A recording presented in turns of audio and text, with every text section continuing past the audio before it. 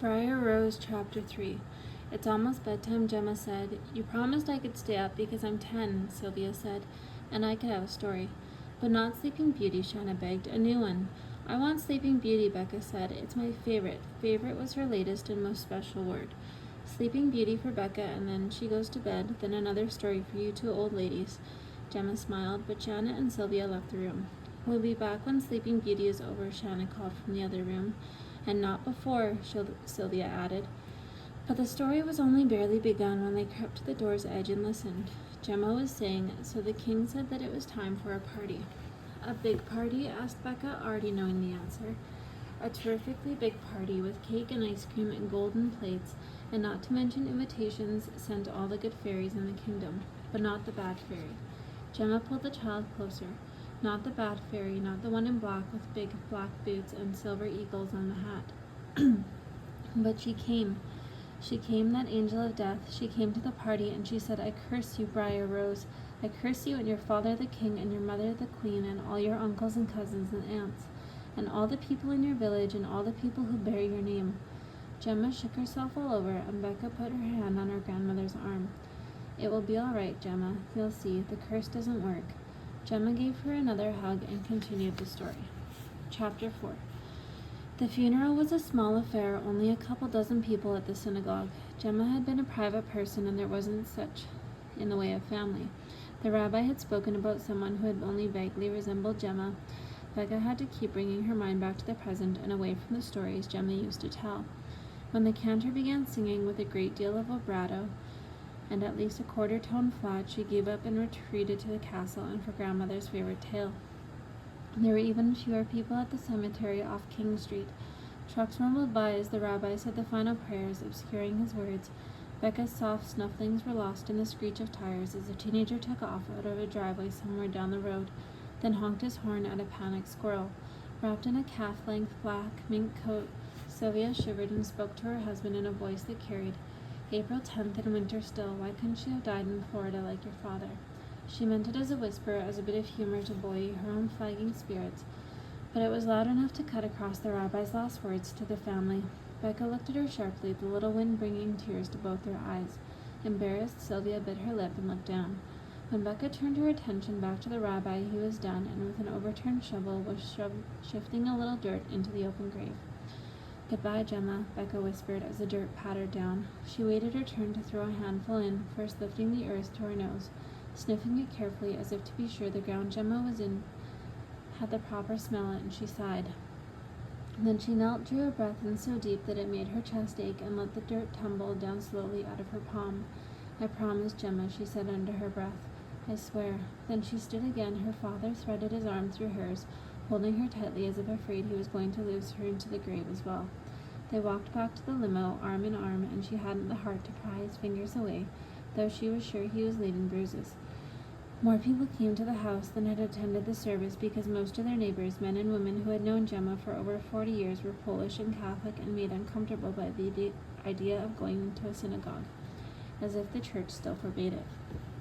The dining room table groaned with the funeral offerings, kielbasa, galupkas, salads heavy with mayonnaise, lumpy pies. The house smelled overwhelmingly like spring, the sense of all the bouquets overpowering even the smell of the food. None of their neighbors believed that flowers were inappropriate for a Jewish funeral, though Becca had tried to tell them. Each time the front door opened or the back, letting in a new mourner, a fresh breeze stirred the blossoms. Becca was sick with the smell. Sylvia went upstairs to fix her hair one more time in front of the mirror in her old bedroom. The downstairs mirrors were all draped with cloth, but not because the Berlins were religious enough to follow conservative funeral customs, but because the rabbi who was paying his respects would care. The draped mirrors had annoyed Sylvia so much she stomped up the stairs, dropping mud from her boots and dumping her mink on the bed with an angry shrug. Brushing off the silk skirt to rid it of hairs only she could see, she stared critically at her reflection. Her husband Mike smiled over her shoulder. You look fine, babe, he said. Fine isn't good enough, but she smiled back at him via the mirror, as if to assure him it was. When they went out into the hall, they met Shanna and her husband. Shanna's cheeks had little bright spots on them, a clear indication that she and Howie had had another argument. Where's Becca? Sylvia asked. Downstairs, serving coffee, no doubt, dividing lumpy pies, entertaining Gemma's friends. What else? Shanna answered, her fight with Howie making her sharper than she meant. The men's eyes met above their wives' heads. Howie looked down first. Becca was, in fact, cutting the pies and setting them out on the good china, a fork with each plate. She felt her hands needed something to do, unlike her mind, which she kept busy with a complicated list of things still to be done. A comforting mnemonic, more soothing than a mantra, but her hands kept shaking whenever they weren't working at something. She knew it was a simple reaction to the emotion of the day, but she always had such physical reactions. Able to function in the immediate emergency, falling apart afterwards, just like her grandmother. It was a family joke. The Bukowskis, in loud, unmodulated voices, were talking about Gemma in the TV room, their hands describing circles that had nothing to do with the subject. And a small knot of children, Shanna's 2 girls and Sylvia's little boy, and the Berkowitz twins, were playing tag on the stairs. Becca knew that she should go and deal with their noise because she could see that it was beginning to bother her mother, who sat swollen-eyed on the piano bench, surrounded by chatting neighbors, but Becca couldn't move except to cut pies to stop the shaking in her hands. On the way down the stairs, Sylvia and Shanna dealt swiftly and professionally with the children, a kind of kangaroo court of mothers, sending them outside without even their coats. Becca smiled. At any other time, her sisters would have erred on the side of caution, loading up the children with sweaters and jackets. She took it as a sign that they were more moved by Gemma's death than either one would admit out loud. I could use some help, she called, a kind of peace offering. But they veered off into the family room, and Becca felt she couldn't intrude any further into their grief. Instead, she began to cut a peach pie with a kind of frantic ferocity that looked a great deal like unspoken anger. Becca considered it part of her day's endless sorrow. She thought of Gemma laying in the bed, eyes closed, whispering, "I am Briar Rose." Sleeping Beauty, how could you think of that? Gemma's fine hair had escaped its careful braiding and fanned out against the pillow. Not a bit of the red still showed. Her skin, like old parchment on a bone stretcher, had been map-like, the careful traceries of her age, showing where and how she had lived, except that none of them knew where she had lived as a child, only that she had come to America before the Second World War. Maybe Maybe he really did live in a castle, somewhere in Europe, like the Rothschilds, you know. Her father, a handsome, balding man, his face still firm under the chin, and his mustache a little white, around his mouth, smiled and shook his head. No castle, sweetheart. That's just one of Gemma's stories. She seemed awful certain of it. Nothing about your grandmother was certain, he said. Not her date of birth, not her country of origin, not even her name. Gemma, Becca said automatically. That's because Shanna couldn't say grandma. Becca looked down and cut another slice of pie, a thin slice, too small to be of interest to anyone but a dieter. I knew that. I meant Donna Prinz. At least that's what I put down on the family tree we had to do in 4th grade. I remember because I almost had to do the whole thing over because I spelled it wrong till Mama found some whiteout. She looked around for something else to cut.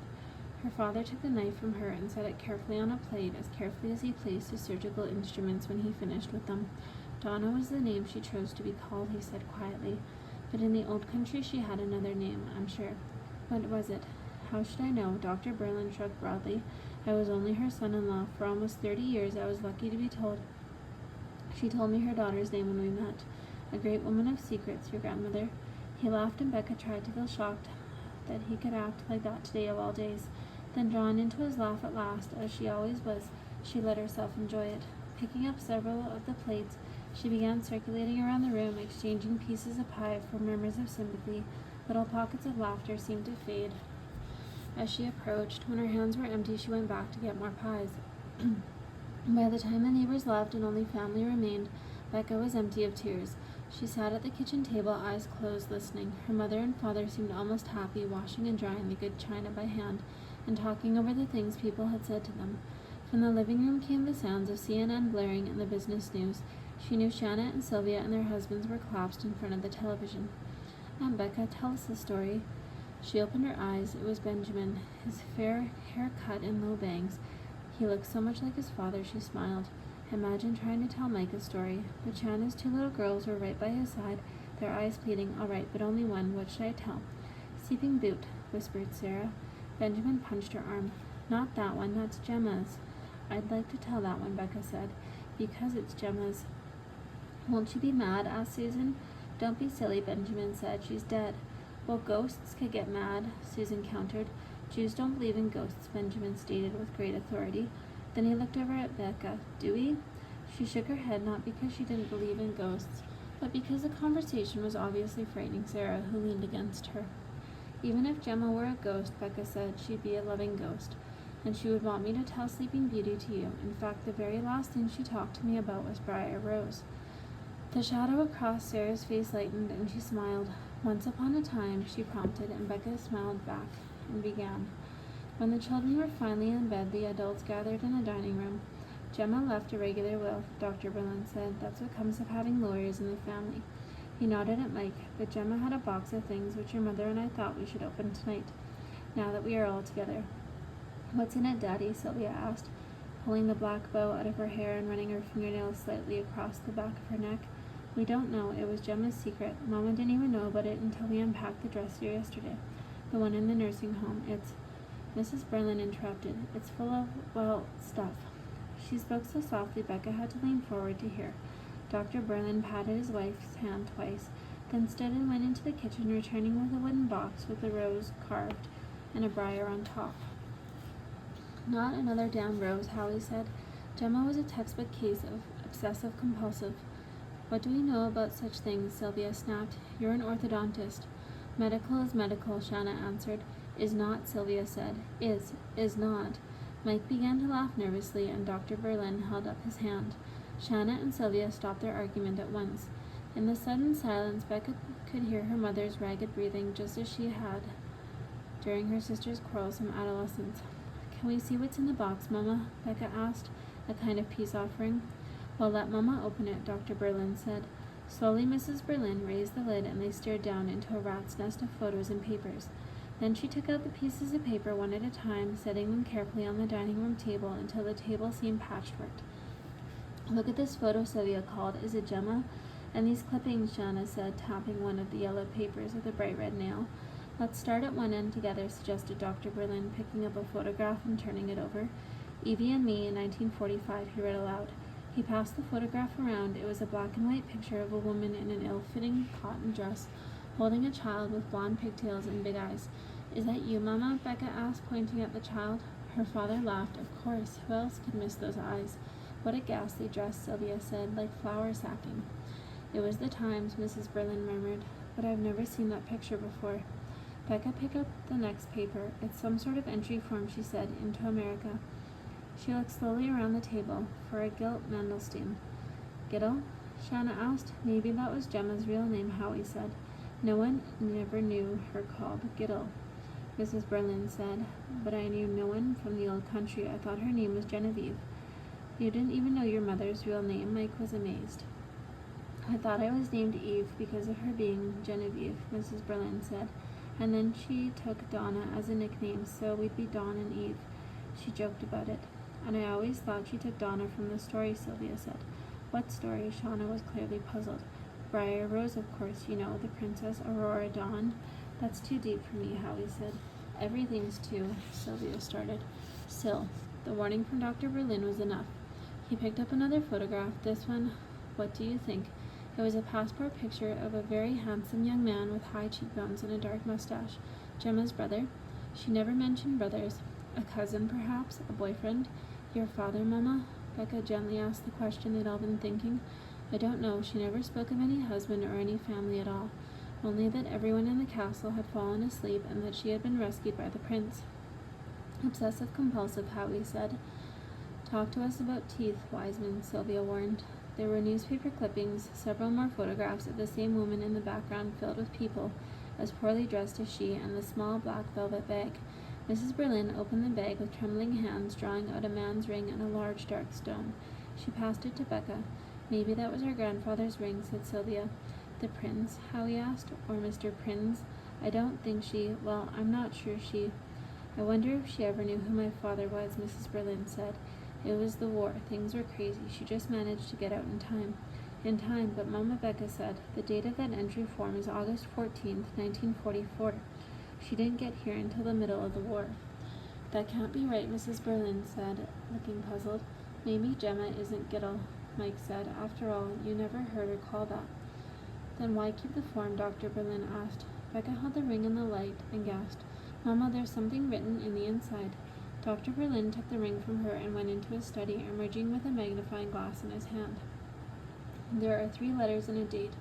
JMP, 1928.